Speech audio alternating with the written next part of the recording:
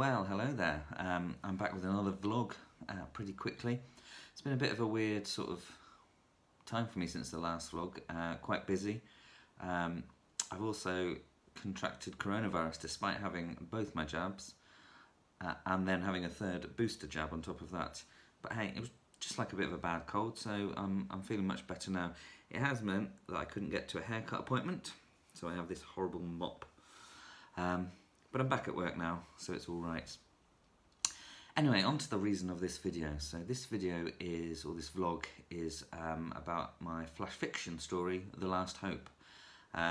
If you followed me or seen any other videos that I've done, I have a flash fiction collection on Wattpad called The First Flash of Hope. As with everything else, the links will be down there. And I update it sort of sporadically. I updated it for quite a while. Did 2 or 3, then wrote Islands of Hope, my serial novel, didn't write any. Then I finished that serial novel, well it's kind of sitting there in first draft version, and then I started writing them again. This one I wrote quite a while ago, probably about November time, and then what I did was I thought I can't be bothered editing it. But don't worry, I've edited it now. I say don't worry, you might not enjoy it. I've edited it now, and released it. It's in my collection, it's on Wattpad. So here I am, reading it for you. So this is The Last Hope, my sci-fi flash fiction.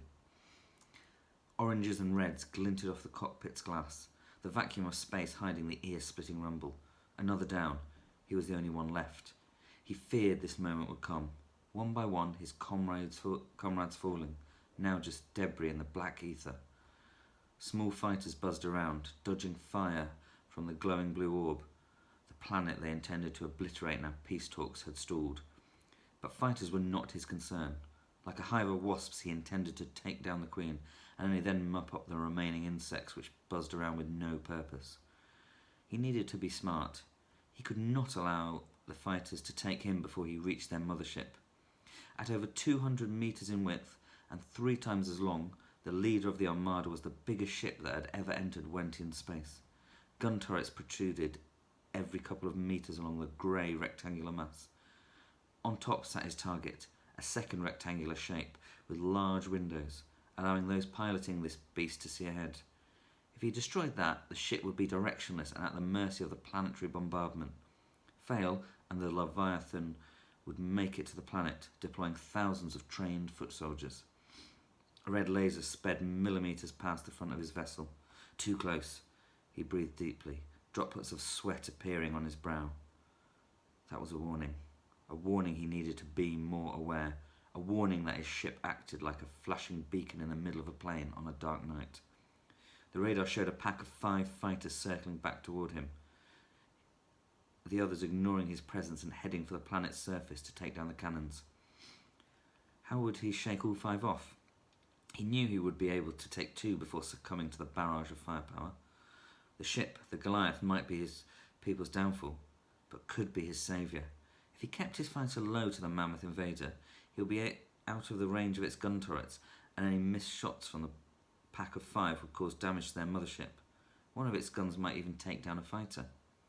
With the centre stick pushed forward, the fighter plunged towards the mothership. This was it. This was his attack run. The fate of an entire world in his hands. The ship spun left, then strafed right, dodging lasers.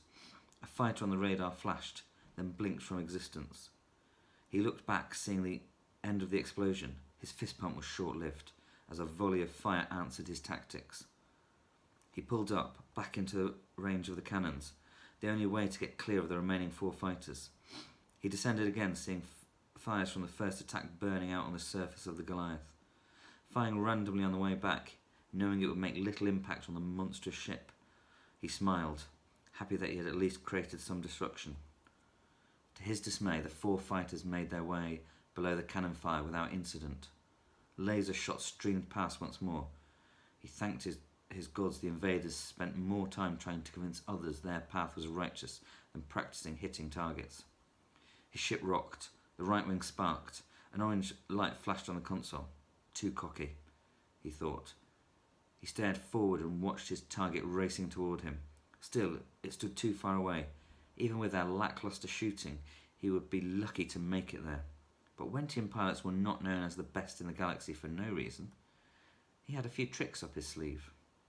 The universe spun in front of him as the craft flipped away from the Goliath. Rotating on its axis, it cartwheeled and appeared above the 4 remaining fighters. Before they worked out what happened, he created 2 balls of bright orange fire. The remaining crafts lifted away, attempting the same trick. But 2 copycats against 1 veteran put the odds back in his favour. Killing the engine, he activated the smaller thrusters used for docking. The fighter's forward momentum stopped, and he drifted backwards. His enemy's flips now mistimed. He watched them appear again in front. Before they realised what had occurred, one became nothing but scrap metal. The other, realising her folly, shot up away from the Goliath. Now he had a clear run to his target. His radar flashed. Dots appeared from every direction. Where did all these ships come from? There had not been this many at the start of the battle. They may be fast, but his armour was as tough as diamond. He could do this. He could make a start on the destruction before they got to him, could hold them off long enough to get the job done. 1 rocket flew from his ship before space became a cacophony of red fireworks, each hoping his fighter would be their end location. Such was the stream, it felt like observing the aurora borealis in one light spectrum. He was unable to dodge them all, unable to dance between the lights. If he were to die here, he may as well try and take the Goliath down. Loosening all his rockets, holding down the trigger to fire untold bursts of lasers, he headed for a collision course with the bridge. Flashes of yellow accompanied his charge. What damage was done, he did not know. His mind on one thing, to get to the bridge. The fighter rocked, lasers impacting with wings. Still he continued. 1,000 metres, wings pocked with holes. Only a few hundred metres, warning signs flashing in front. Only about 10 metres, hull integrity failing. Only a few metres, black, dark. Did he make it? He would never know. So, there we go. That is The Last Hope. Hopefully you got a few little Star Wars sort of lines in there. I'm a massive Star Wars fan, so I sneaked a few in. And hopefully you enjoyed it. Just a little snapshot of a battle for survival above a planet between what we think is a good fighter versus a whole load of bad fighters in a mammoth ship. So yeah, hopefully you enjoyed that. If you did, you can like it, you can subscribe, you could head over to Wattpad, the link's below, have a look at my other writing, vote for it if you want to. If you thought, nah, then fine. You can be on your merry way. Anyway, for now, thank you. Goodbye.